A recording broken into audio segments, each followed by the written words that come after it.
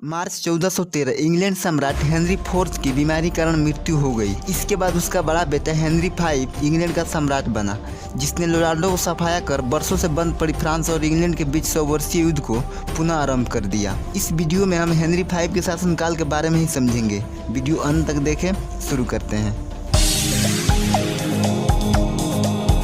अप्रैल 1413 को Henry five England का सम्राट बना, जिसने अपने पिता यानी हेनरी फोर्थ के शासनकाल के दौरान सेनापति के रूप में काम किया और बहुत से युद्ध जीता भी, जिसके कारण उसकी सैनिक प्रशिक्षण बहुत ज़्यादा बेहतर हो गई। सत्ता पर बैठते ही उसने 2 लक्ष्य बना लिए। पहला, लोलार्डो का सुधार आंदोलन जो बहुत ज़्यादा सक्रिय हो गया था, उसे दबाना। दूसरा, इंग्लैंड के सत्ता पे अपने वंशावली शासन स्थापित करना, क्योंकि उस वक्त इंग्लिश पार्लियामेंट बहुत पावरफुल हो गई थी। जो शासन का अधिकांश कार्य पार्लियामेंट की सहमति से ही चल रहा था। जॉन क्लिफ, जिनके बातों से अधिकांश छोटे वर्गों के लोग प्रभावित हुए, जिन्हें लोलार्ड कहा गया। लोलार्डो का चर्च के खिलाफ सुधार आंदोलन पिछले कई वर्षों से चल रहा था। बीच में कई बार बंद हुआ और शुरू भी हुआ, परंतु इस वक्त सुधार आंदोलन अपने चरम सीमा पर था, क्योंकि इंग्लैंड के चौक चौराहे पे अधिकांश लोग सुधार आंदोलन का समर्थन करने लगे थे, जिसे सम्राट ने हिंसात्मक तरीके से बंद करवा दिया, जिसमें कई लोलार्ड नेता दीप जलवा दिए गए। इस तरह लोलार्डो का सुधार आंदोलन खत्म हुआ और जो बच गए वो अपने विचार बदल लिए। इसके बाद सम्राट हेनरी फाइव अपने परदादा एडवर्ड थर्ड की तरह फ्रांस की गद्दी पर अपना अधिकार जमाना आरंभ कर दिया, क्योंकि फ्रांसीसी बादशाह चार्ल्स VI की दिमागी हालत खराब होने लगी थी। इसी बीच फ्रांसीसी अमीरों में राज शासन के लिए आपसी मतभेद बढ़ता गया। पहले से ही अंग्रेजों और फ्रांसीसियों में 100 वर्षीय युद्ध चल रहा था। जैसे कि आपको पता ही होगा, इन दोनों देशों के बीच लगातार 100 वर्षों तक युद्ध होते नहीं रहे। बीच बीच में कई बार बंद भी हुए और शुरू भी हुए। हेनरी फाइव के सत्ता में आने से पहले तक 100 वर्षीय युद्ध बंद था, परंतु सम्राट ने अपने सर्वशक्ति दिखाने के लिए फ्रांस से 100 वर्षीय युद्ध पुनः आरंभ कर दिया, जिसके कारण इंग्लिश जनता तथा पार्लियामेंट का ध्यान युद्ध की ओर रहा। इसी बीच सम्राट ने अपने वंशावली सत्ता स्थापित करने के लिए पार्लियामेंट द्वारा निरंकुश सत्ता पे लगाए गए कानूनों को रद्द कर दिया और खुद इस युद्ध का नेतृत्व करने लगे। इस युद्ध में प्रमुख 3 लड़ाइयाँ लड़ी गई। पहला, सन 1415 ईस्वी में सम्राट हेनरी फाइव अपने सैनिकों के साथ नॉर्मंडी गए, जो फ्रांस का एक प्रांत था। वहाँ हर्फला नामक एक स्थान पे अंग्रेजों ने फ्रांसीसियों को चुनौती दी, परंतु फ्रांसीसी बिना लड़े हथियार डाल दिए और इस तरह अंग्रेजों की जीत हुई।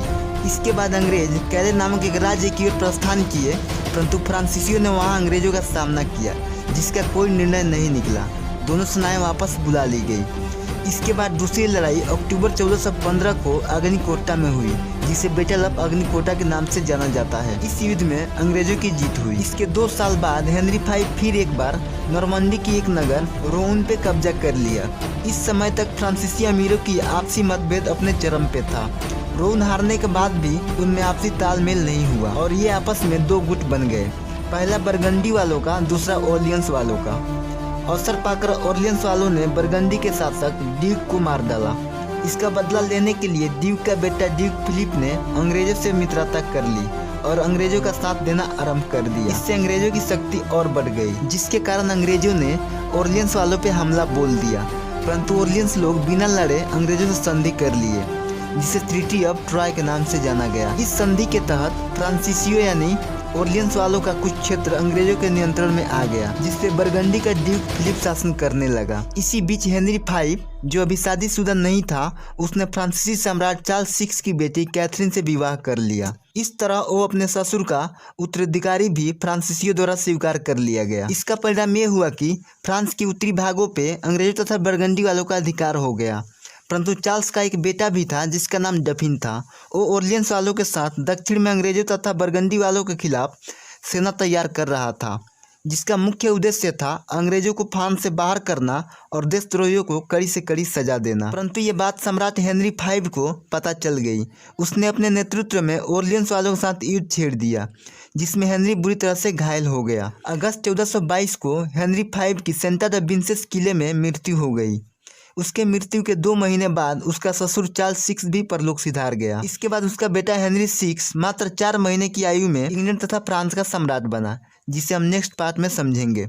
अगर आपको हेनरी फाइव को और अच्छे से समझना है तो एक मूवी देख सकते हैं, जिसका नाम भी हेनरी फाइव ही है। वीडियो को लाइक करें, चैनल को सब्सक्राइब करें और शेयर जरूर करें।